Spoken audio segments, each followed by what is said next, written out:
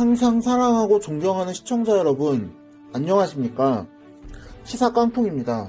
시청자 여러분, 지금 법무부와 검찰의 갈등으로 대표되는 현재 사태에 시청자 여러분은 누구의 책임이 더 크다고 보십니까? 당연히 저희 채널 시청자들이시라면 추미애 장관과 현 정권의 책임이 절대적이라고 보시는 분이 압도적으로 많을 것이라고 믿습니다. 하지만 안타깝게도 현 정권을 지지하는 사람들이나 정치에 별 관심이 없는 사람들 상당수는 저들이 말하는 대로 믿는 바람에 윤 총장의 책임이 더 크다고 보는 사람들도 많습니다. 그렇다면 중요한 것은 그 비율이 얼마나 되는 것인가 하는 것이 가장 큰 문제일 텐데요. 과연 추 장관의 책임을 더 크게 보는 국민들이 더 많은가, 아니면 윤 총장이 더 책임을 많이 져야 한다고 보는 사람들이 더 많은가 하는 건 말입니다.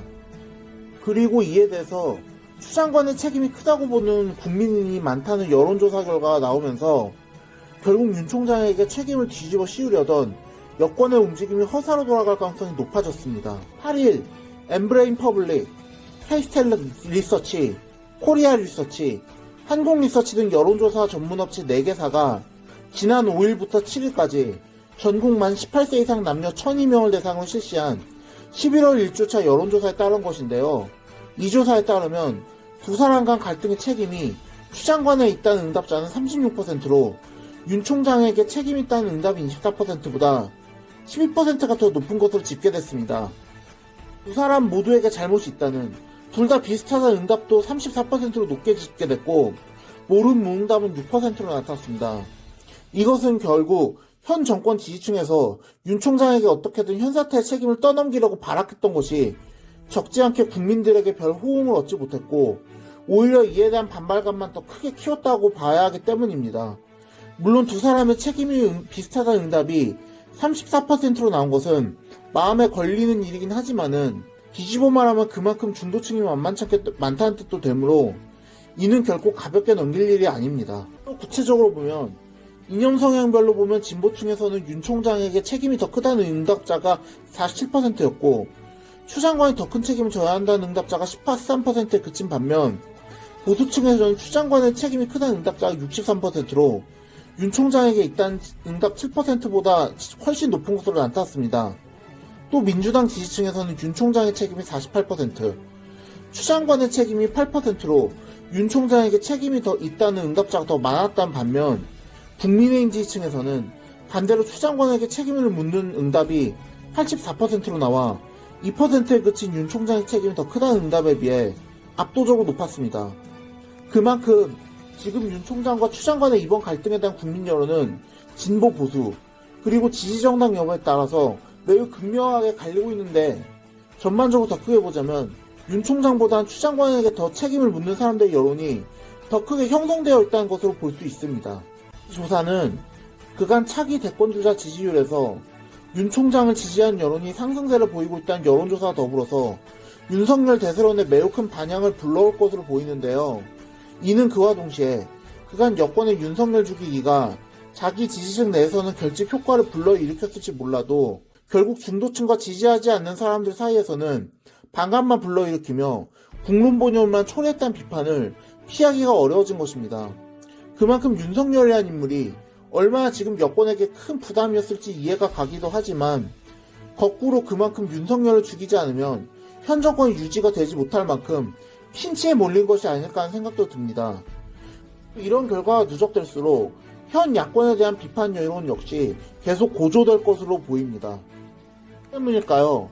안철수 국민의당 대표가 야권의 혁신 방안 중 하나로 신당 창당을 제안한 것으로 7일 전해지고 있습니다.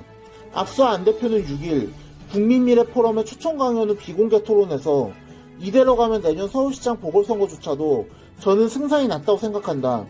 나름대로 생각한 유일한 결론은 야권 재편이라고 역설하며 지지 기반을 넓히고 야권을 향한 비호감을 줄일 노력을 해야 한다며 그 방법 중 하나가 새로운 정당을 만드는 것이라고 강조했습니다.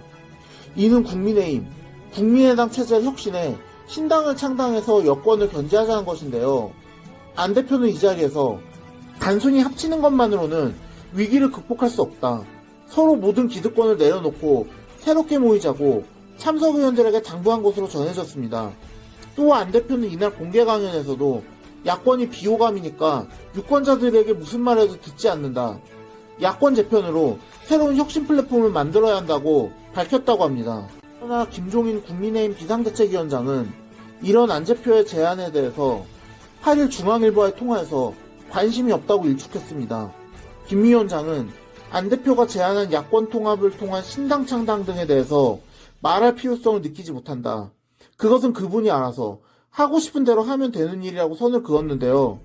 또 일각에서 제기된 반문연대에 대해서 안 대표가 부정적인 의사를 표하며 혁신연대, 미래연대, 국민연대로 가는 게 유일한 길이라고 했던 것에 대해서도 6일 국민의힘이 주최한 서울시민 후보 찾기 공청회 참석 후 기자들과 만나 뭘 하겠다는 것인가, 무슨 구체적인 얘기를 했어야 한다며 애써 의미부여는 하지 않으면서 정권 교체를 하기 위해서 뭘 하겠다는 구체적인 얘기는 안 하고 막연하게 노력하겠다는 것은 항상 하는 얘기다. 일문일답하면서 서울시장은 안 나가겠다고 했다는데 더 이상 할 얘기가 없는 것이라고 평가절하 했습니다.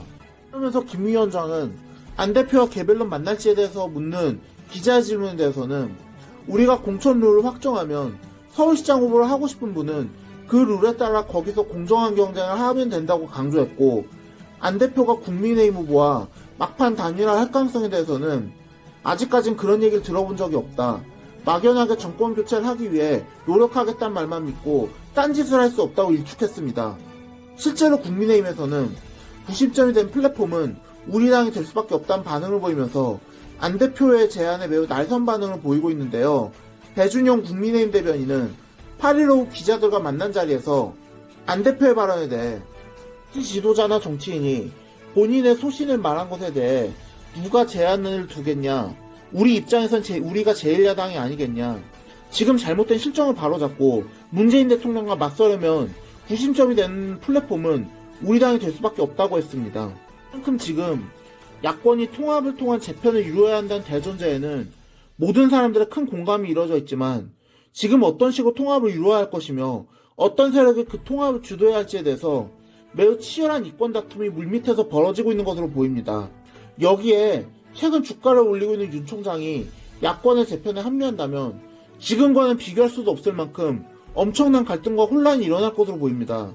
그렇기 때문에 이런 논란과 갈등은 최대한 빨리 끝내고 어서 내년 재보궐선거, 나아가 대선에만 집중해야 할 텐데 과연 이 갈등이 언제까지 갈 것인지는 지금으로서는 장담하기가 힘들 것 같습니다. 오늘의 영상은 여기까지였습니다. 들어주셔서 감사합니다.